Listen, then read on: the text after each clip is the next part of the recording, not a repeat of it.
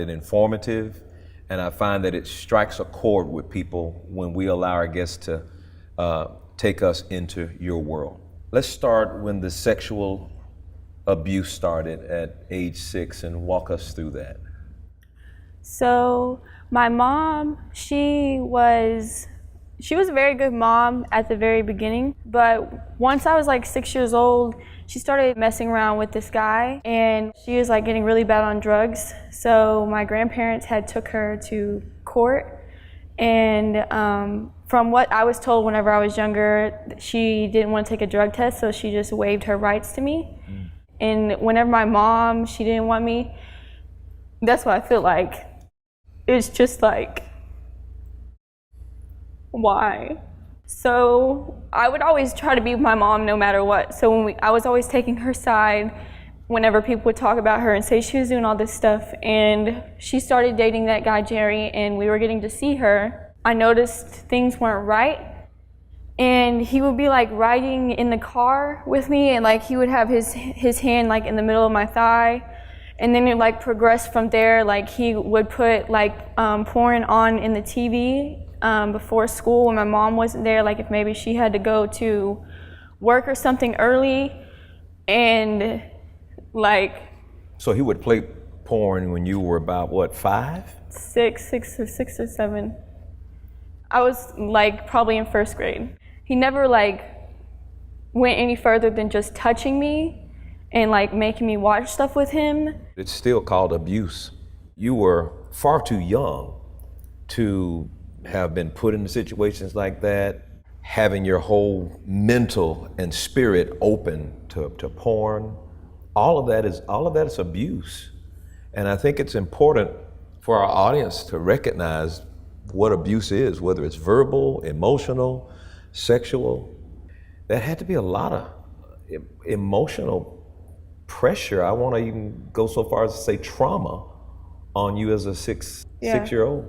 Definitely took away a lot of my childhood, because I was always the one who was trying to make sure my sisters like were okay. She stayed with him for a very, very long time. Like she went back and forth with him. No matter what happened, he abused her, she abused him. It was never good. It was always very toxic between them two. So how long did the abuse last with you, from 6 years old to about what, when you were a preteen or what? Yeah, so it stopped with that whenever my mom we got taken away from my mom. It was pretty, like nothing for a while. And my half-sister's dad had moved us to another city. We left living with my grandparents half the time and were with him for the whole time. All of a sudden, in 8th grade, I just started feeling really weird. I just remember like hearing clicks, like, like whenever you take a picture on your phone, it makes that shutter noise. Then I noticed that he was taking pictures of me. Every time I would bend over, or if I was wearing short shorts and I was doing the dishes or I was cleaning, I told my stepmom, like, my dad's taking pictures of me from behind and I'm scared of him, and he's been like coming in my room at night. One time at the old house before we had moved, he had came in from being out at night, and I woke up and he was like on top of me. And I was like, Dad, and he was like, oh, I thought you were Gina, like saying her name. And I told her all these things. As soon as he got home, she told him, like, this is what Reagan's saying, Reagan, I'm so sorry you had to go through that. I mean, my heart just, to hear this story, it's so disturbing to know you had to go through it. I thank God for his grace that you made it out. But the story goes a little further now as a result of this. Well, that went even past that. I didn't get out of that house until I was 17. Wow. And it had went further. Like when she had told him, he took me on a drive in the truck and was like nailing me down, like telling me like cussing at me, saying all these things, like, why would you say all this? Like hitting me in my forehead with his fingers and like, pushing on me and stuff. But I let it go. But then it went on to, I always wanted to be a bodybuilder, and I wanted a bodybuilding.com account. And He's like, okay, well, we can make one for you, but I'll run it because there's creeps on there.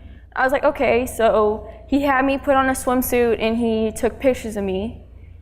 And then that kept going on and on and on. Then he would order outfits off of the internet. He's like, oh, I bought this for Gina, but I need you to try it on for me to see if it fits her. And so I would try it on, but it was lingerie. Is Gina your mom? My stepmom. Stepmom, okay. Yeah. And then he would get me to drink, and he would like tell me, oh, don't be a pansy, oh, drink this, like, you know, like pretty much pressuring me into drinking alcohol to the point to where I would black out.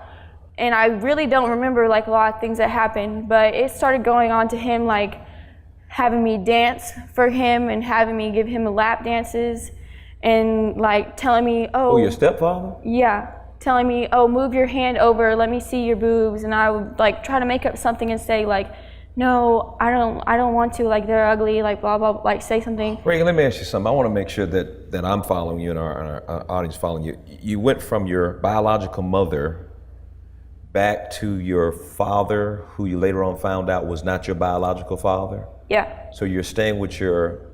half-sister's dad. Yeah, and his... And I was starting to dibble dabble into cocaine and Molly to make myself feel happy and to make myself feel good. Then I would just cover up all the pain? Yeah. And then all the money that I was making, I was spending it on like drugs and alcohol and going out and, you know, trying to buy friends pretty much, because I knew none of these people liked me. Like they only wanted to party with me. Like I was like the good time Mike kind of person. Like nobody didn't really took the time to get to know me for me. And I guess that kind of made me even worse. Like I'm in this city all by myself. Like I can't go, like in my head I was like, I can't go back home because everybo's just gonna be ashamed of me. Like, you know.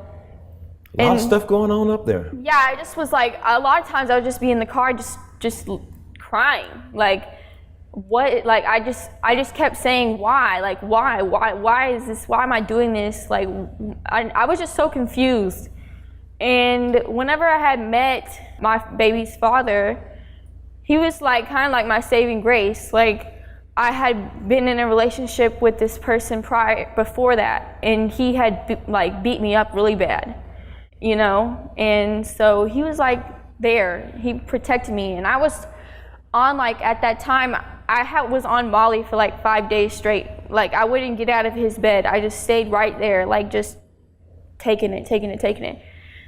And he just looked at me and he said, you need, like, that's enough. Like, you just need to stop. And I don't know, something from him just saying that just made me like, whoa, like somebody actually cares about my well-being. Like somebody doesn't want me to be like a mushroom in this bed.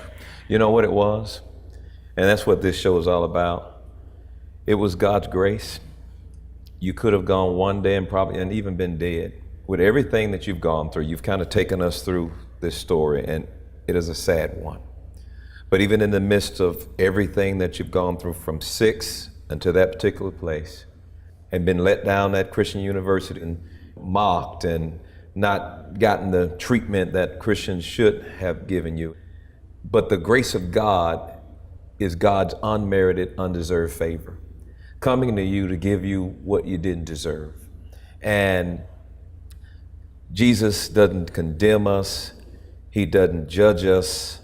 He doesn't say, I don't want to have anything to do with you. But just right when you don't think you deserve anything, you see that saving grace that shows up and says, you know what, even though you don't deserve it, I'm going to do something good to you, not because you've been good, because I'm just good and I want to show you goodness, you know. And that's the grace of God. Yeah. That's the grace of God.